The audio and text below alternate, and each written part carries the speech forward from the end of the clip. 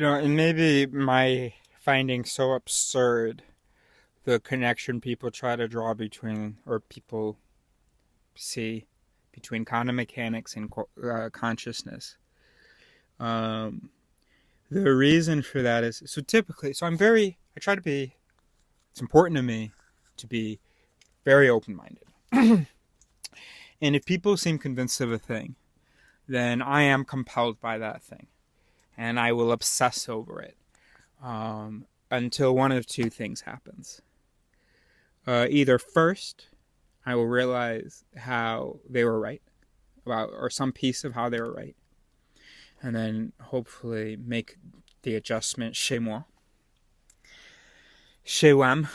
But sometimes the only other thing that can, where my mind can rest, is if I have the impression of having a very coherent understanding of why they think that without its being true. And I don't have that for a lot of things. Uh, some things. Like for instance, let's say something simple. Gay marriage, it's like, oh, okay, because that's what it says in the Bible. Okay. Racism. Okay, yeah, we all have an in-group, out-group mechanism. And when it just does its thing without being checked by the other mechanisms, yeah, you're going to pretty consistently see the worst in and generalize the other, and see the best in and the nuance in the in group. All right, cool. God, like I talked about in the original video I just recorded before this, it makes sense. Like, if I were like wondering, hey, how does things happen? I might be, oh, maybe there's like a thing kind of like me, except much more powerful and not, whatever. Who's doing it? Okay. People misinterpreting me. That one, for years, I was obsessed. I was like, what is wrong with me? Am I a sociopath? What is happening? Do they see my true intentions and I don't? What is going on? And then, because I guess I hadn't really gone here in my thinking about psychology, realized, oh, there's all these indications of that like trigger our judgments of people that don't really have to do with always the meat of what the person is doing. Anyway, so after about 10 years of really struggling, going, oh no, what's going on? I mean, any autistic person should know this experience. After that, then I was like, oh, okay, I behave differently. And that's triggering these things, which are then, and that's going wild in their head, and they're starting to, because we all have the sensitivity to a threat and to someone trying to be better than us, or to arrogance or whatever. So the slightest indication, it doesn't have to actually be an arrogant thing said, it can just be that the person dared to tell you what they believe to be true. The person dared to say, I think that might be wrong what you're saying. That's not what we're supposed to do. So, and if you don't know this, then you lack more self-awareness than I think you have some catching up to do before you watch these videos. So anyway, I'm sorry. This isn't all right. So free will. Oh yeah, that I'm trying to put people down. Oh right, because I'm not like enough. Got it. Okay. So and so then I got some peace from that. I think I understand what's happening. Maybe I'm wrong about what's happening, but I think the research confirms it. But anyway, supports it. And then here's another one: free will. Yeah, I get why people think that, because they like have the experience of like, look, I just chose to like put that finger down. I could have not put it down. Watch me not put it down. Now watch me put it down. Now watch me put the fourth one down.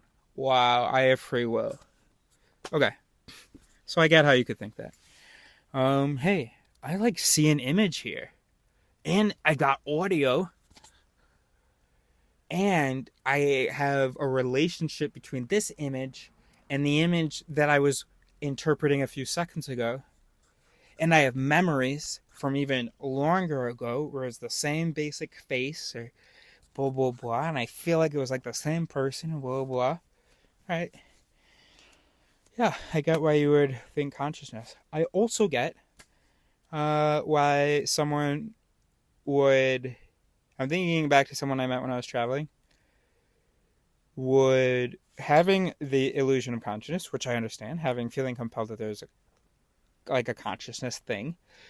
I get that. So then I also understand how you could be like, oh, quantum mechanics, because we're like, oh, neurons can't produce this thing. Oh, but wait, it's not just neurons. There's like magic happening in the neurons.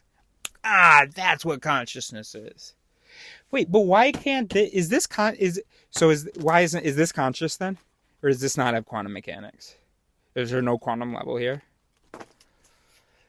You know, I feel bad saying all that because there are smart people who must have written these papers and are putting these things out there.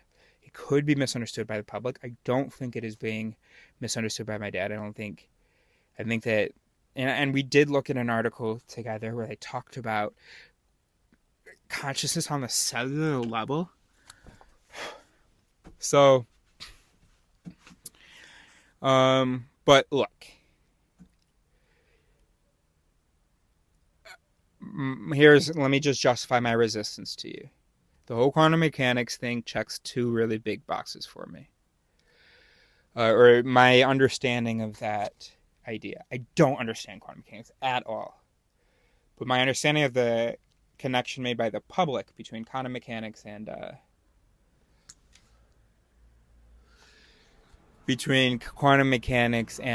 consciousness. First box that it checks is I understand why that happens, like how that. Okay. Second box it checks is, and this is just a summary, so I'm about to let you go. The second box it checks. In fact, you could probably just say it and then go away. One box, because I'm doing them in opposite order. So the second one that I just said was, I understand where that comes from. Okay. And then the first one, were they the same? Is that where I'm struggling? Because they were just the same thing.